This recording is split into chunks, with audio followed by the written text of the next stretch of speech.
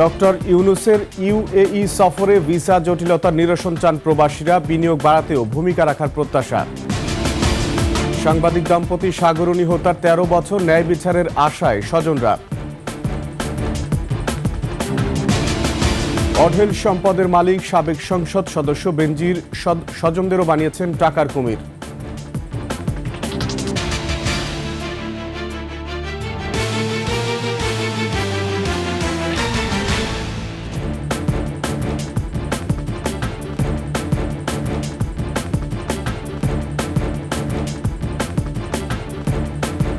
শুনছিলেন সংবাদ শিরোনাম। আমন্ত্রণ ২১শে সংবাদে, সাথে আছি আমি আকবর হোসেন সুমন। দর্শক, ২১শে টেলিভিশনের সংবাদ একই সাথে সরাসরি দেখতে পাবেন আমাদের ফেসবুক পেজ www.facebook.com/2124 অনলাইনে। এছাড়া সাবস্ক্রাইব করতে পারেন www.youtube.com/21TV চ্যানেলে। প্রধান উপদেষ্টা ডক্টর মোহাম্মদ ইউনূসের সংযুক্ত আরব আমিরাত সফরে ভিসা জটিলতার নিরসন চান প্রবাসী বাংলাদেশিরা। একই সঙ্গে বিনিয়োগ ও বাণিজ্য বাড়ানোর ক্ষেত্রেও ডক্টর ইউনূস গুরুত্বপূর্ণ ভূমিকা রাখবেন এমন আশা তাদের। জুলাই আন্দোলনে আমিরাতে সাজাপ্রাপ্তরা যাতে আবার ফিরে এসে কাজ করতে পারে সেই দাবিও জানান।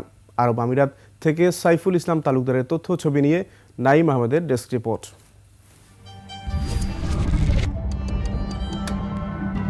দুবাইয়ে শুরু হচ্ছে ওয়ার্ল্ড গভর্নমেন্ট সামিট। ১১ থেকে ১৩ ফেব্রুয়ারি ৩ দিনের এই সম্মেলনে যোগ দিবেন প্রধান উপদেষ্টা ডক্টর মোহাম্মদ ইউনূস। অংশ নেবেন ৩০টি দেশের রাষ্ট্রপ্রধান সহ ১৪০ দেশের প্রতিনিধি ও শতাধিক আন্তর্জাতিক সংস্থা। প্রবাসী বাংলাদেশিরা উচ্ছ্বসিত ডক্টর ইউনূসের আমিরাত সফরে। তারা জানান, ভিসা জটিলতার কারণে এখন অন্য দেশের শ্রমিকদের দিয়ে ব্যবসা চালাতে হচ্ছে বাংলাদেশিদের।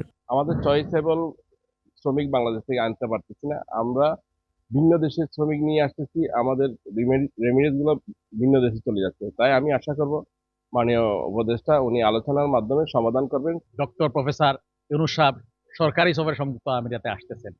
এটা হলো সমস্ত প্রবাসী বাংলাদেশিদের জন্য, সংযুক্ত আমিরাতের সকলের জন্য অত্যন্ত একটি সুখবর। তাদের আশা, এ সফরে ভিসা জটিলতা নিরসনে উদ্যোগ নেবেন ডক্টর ইউনূস।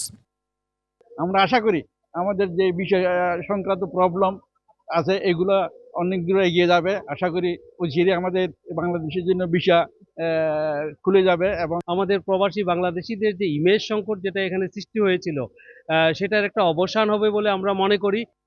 গণঅভ্যুত্থানের পর নতুন বাংলাদেশে বিনিয়োগ বাড়াতেও পদক্ষেপ নেয়ার তাগিদ দেন প্রবাসীরা। এই বিষয়ে বাংলাদেশি প্রবাসী আমিরাত প্রবাসীরা খুবই উৎফুল্ল। সংযুক্ত আরব আমিরাতের সাথে বাংলাদেশের যে ঐতিহাসিক কূটনৈতিক সম্পর্ক আছে সেটা আরো দৃঢ় হবে।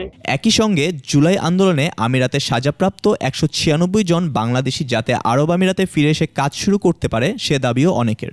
ডক্টর ইউনূসের নেতৃত্বে ইমেজ সংকট কাটিয়ে আন্তর্জাতিক রাজনীতিতে বাংলাদেশের অবস্থান দৃঢ় হবে এমন প্রত্যাশা প্রবাসীদের। নাঈম আহমেদ, ডেস্ক রিপোর্ট, ২১শে টেলিভিশন।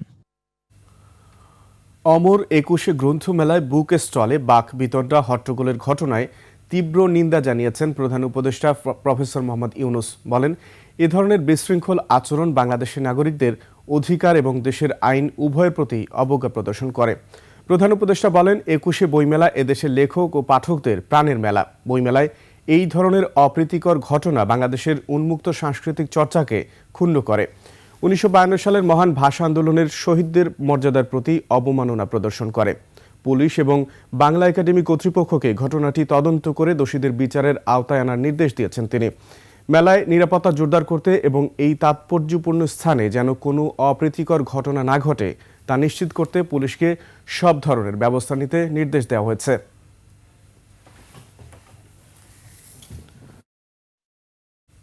সাংবাদিক দম্পতি সাগররুণী হত্যাকাণ্ডের ১৩ বছর আজ। বহুল আলোচিত এই হত্যার রহস্য উদ্ঘাটন হয়নি এখনো। অধরা রয়ে গেছে খুনিরা। এ নিয়ে ১১৫ বার পিছিয়েছে হত্যা মামলার তদন্ত প্রতিবেদন দাখিলের সময়। অন্তর্বর্তী সরকার তদন্তকারী সংস্থা বদলে টাস্কফোর্স গঠনের কারণে নতুন করে আশার আলো দেখছেন নিহত ২ সাংবাদিকের পরিবার। তারা চাইছেন ন্যায় বিচার। বাকিটা থাকছে দীপু শিকদারের রিপোর্টে। ক্যামেরায় ছিলেন ওয়াসিম খান। যাচ্ছে যেহেতু এপ্রিল একটা সময় চেয়েছে, আশা করা যাচ্ছে এপ্রিলে কিছু একটা হবে। সাগররুনির ৫ বছরের সন্তান মেঘের বয়স 18 পেরিয়েছে। বাবা মা হত্যার বিচার দেখতে চায় সে। একজন বলছে যে আমাকে গুলি করে মেরে শুয়ে পড়া তো গুলি করে মেরে ফেলবে, এরকম কিছু একটা বলছে। আর আবার শুয়ে গেছিলাম। রক্ত কি এটা বুঝতাম না, মানে রক্ত বলতে এত জীবনও মানে টিভিতে দেখিনি। তো হচ্ছে আমি তখন বুঝতে পারিনি কিছু, পরে আর কি রিয়েলাইজ করছি। অগ্রগতি হচ্ছে আমরা দেখতেছি, বাট যদি রেজাল্ট না হয় লাস্টে তাহলে সেম জিনিসই হইলো। সাগর রুনির পরিবারের অন্য সবাইও আশায় বুক বেঁধেছেন।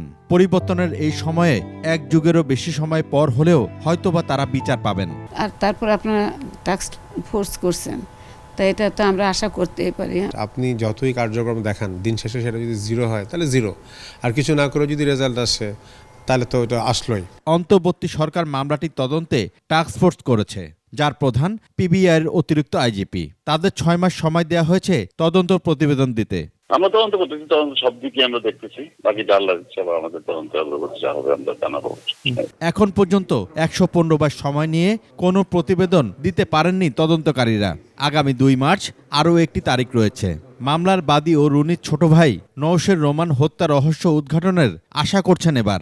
ওভারঅল আশারও দেখতে পারি, যেমন র্যাবকে সরিয়ে দিল, এটা তো আসলে কারণ ছাড়াই র্যাবের কাছে জিনিসটা এত বছর ছিল এবং তারা আসলে মামলাটা তারাই নষ্ট করেছে জিনিসটা। সাগরের মা দেখতে চান প্রকৃত অপরাধীদের। আপনারা যদি চোরের কথা বলেন, ডাকাতের কথা বলেন, আমি এটা গ্রহণ করব না। চোর চুরি করে নির্বিঘ্নে চলে যাবে, আর ডাকাতে আসবে অস্ত্র নিয়ে। ঘরের ছুরি, বটি, চাকু এগুলো দিয়ে তো আর করবে না। র্যাবদের কাছ থেকে যেরকম বিভ্রান্ত হয়েছে এরকম বিভ্রান্ত যাতে না হয়। পিবিআর এত সুনাম, এত এটা তো ওনারা ক্ষুণ্ণ করতে চাইবেন না। সরকারি আইনজীবীর আশা, সাগর রুনি হত্যা মামলার এবার সুরাহা হবে। অতীতে কি কাজগুলো হয়েছিল, কোথা কতটুকু কি হয়েছে সবগুলো তারা তাদের মধ্যে অগ্রগতি দেখা দিয়েছে, তারা কাজ শুরু করছে এবং তারা আশা রাখতেছেন তারা 6 মাসের মধ্যে বা এর পূর্বেই তারা তাদের এই তদন্ত রিপোর্ট দাখিল করতে পারবে। 2012 সালের 11 ফেব্রুয়ারি রাতের কোনো এক সময় রাজাবাজারের নিজ বাসায় খুন হন সাংবাদিক দম্পতি সাগর সরোয়ার এবং মেহরুন রুনি। বিচার তো দূরের কথা, 13 বছরে মামলার তদন্তই শেষ হয়নি। পিছে চেয়ে যাচ্ছে। দীপু শিকদার, 21 টেলিভিশন, ঢাকা। ফ্যাসিস্ট সরকারের সময় 3 বার সংসদ সদস্য হয়ে নিজের ভাগ্য বদলে নিয়েছিলেন ঢাকা 20 ধামরাই আসনের সাবেক সংসদ সদস্য বেনজির আহমেদ। ক্ষমতার অপব্যবহারে টাকা কামিয়েছেন 2 হাতে। অভিযোগ রয়েছে অর্থ পাচারের। স্বজনদের বানিয়েছেন টাকার কুমির। প্রতিনিধি আরিফুল ইসলাম সাব্বিরের তথ্যচিত্রে বিস্তারিত ডেস্ক রিপোর্টে। ধামরাইয়ের বইনা গ্রাম এলাকা জুড়ে মানুষের কর্মব্যস্ততা থাকলেও ফাঁকা প্রাসাদসম এ বাড়িটি।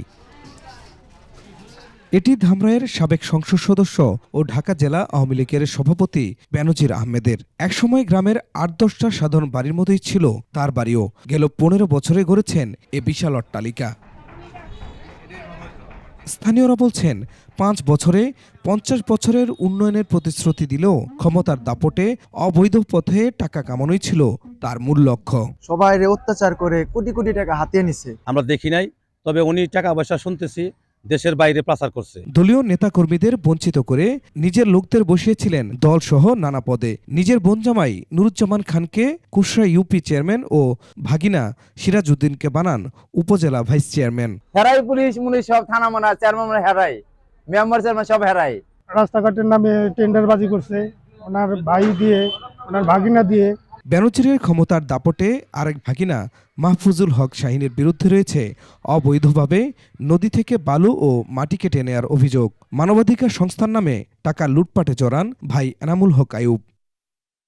5 আগস্টের পর লাপাত্তা বেনজির সহ তার স্বজনরা। বেনজিরের বিরুদ্ধে মামলা রুজু হয়েছে, তাকে গ্রেপ্তারের জন্য আমরা সর্বাত্মক চেষ্টা করছি এবং আমরা আশাবাদী যে তাকে আমরা দ্রুত গ্রেপ্তার করে আইনের আওতায় নিয়ে আসব।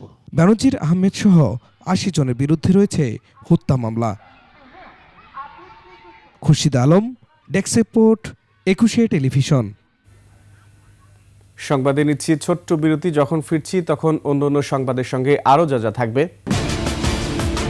বসন্ত সামনে রেখে মাঠ জুড়ে ফুল আর ফুল, ভালো বেচা কেনার প্রত্যাশা চাষিদের। আবারও আমন্ত্রণ 21 সংবাদে।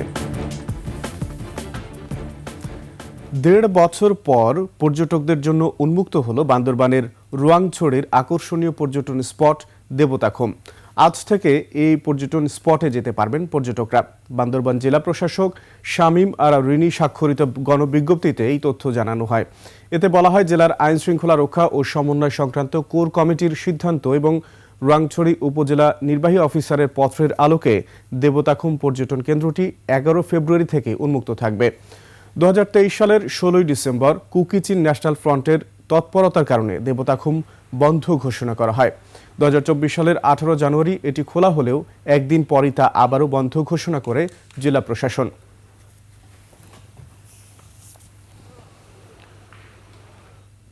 মাঠ জুড়ে নানা রং ও জাতের ফুল জানান দিচ্ছে বসন্ত আসছে।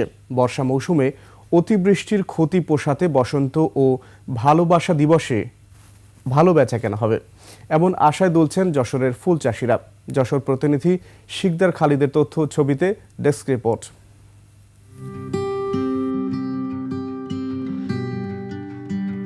যশোরের গদখালির মাঠে মাঠে রঙিন ফুলের দোল খাওয়া দেখে বোঝা যায় বসন্ত প্রায় এসে গেছে। ভ্যালেন্টাইন্স ডে 14 ফেব্রুয়ারি, মহান মাতৃভাষা ও শহীদ দিবস 21 ফেব্রুয়ারি, 26 মার্চ স্বাধীনতা দিবস ও এপ্রিলে বাংলা বর্ষবরণ। তাজা ফুলের চাহিদা রয়েছে প্রতিটি দিবসে। গত সেপ্টেম্বর ও অক্টোবর অতিবৃষ্টিতে উৎপাদনমুখী ফুলের কিছুটা ক্ষতি হলেও এবারের ভালো প্রস্তুতি নিয়েছেন চাষিরা। নভেম্বর ডিসেম্বরে অনুকূল আবহাওয়ায় ফুল উৎপাদন হয়েছে ভালো।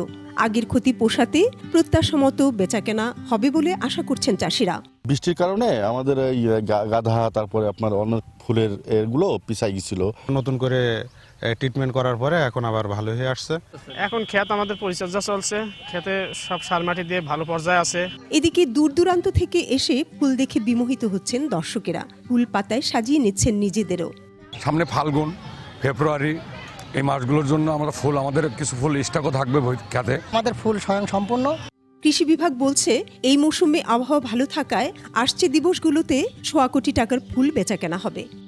ফুলের যে আমাদের লক্ষ্যমাত্রা ছিল সেটা অর্জিত হবে এবং আমাদের প্রায় 23 কোটি টাকার মতো এখানে যে ফুল বিক্রি হয় সেটা আশা করি ছাড়িয়ে যাবে। এবছর 637 হেক্টর জমিতে জারবেরা, গোলাপ, গ্ল্যাডিওলাস, গাঁদা, চন্দ্রমল্লিকা সহ প্রায় 11 ধরনের ফুলের চাষ হয়েছে যশোরের গদখালিতে।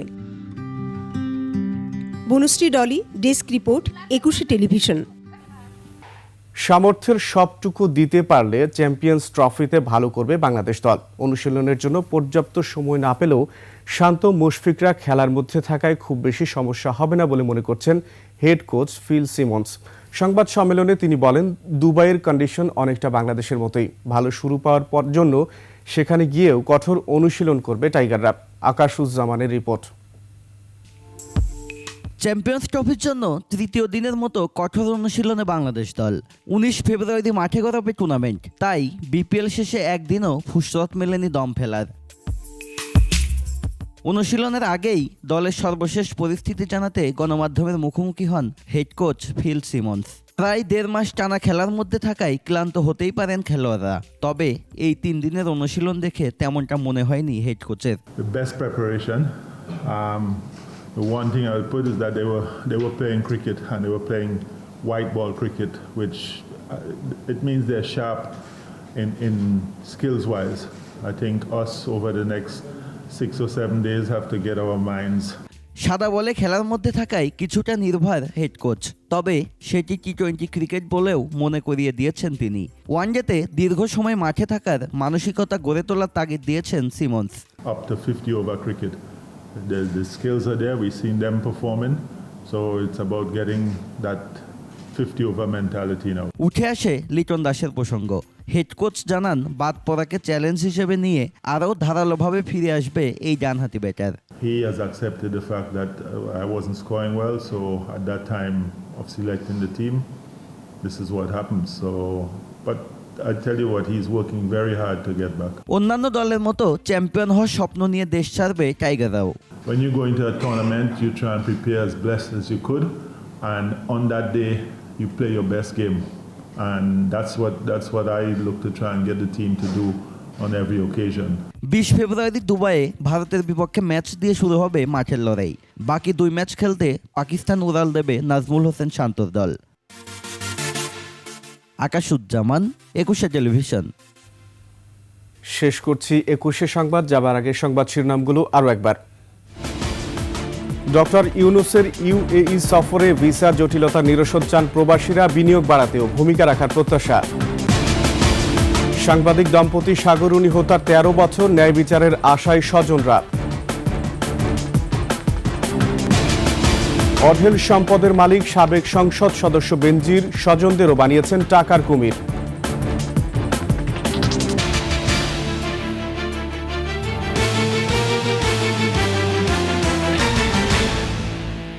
সর্বশেষ সংবাদ জানতে ডায়াল করুন 2021 নম্বরে আর ভিজিট করুন ekushe-tv.com এই ওয়েবসাইটে।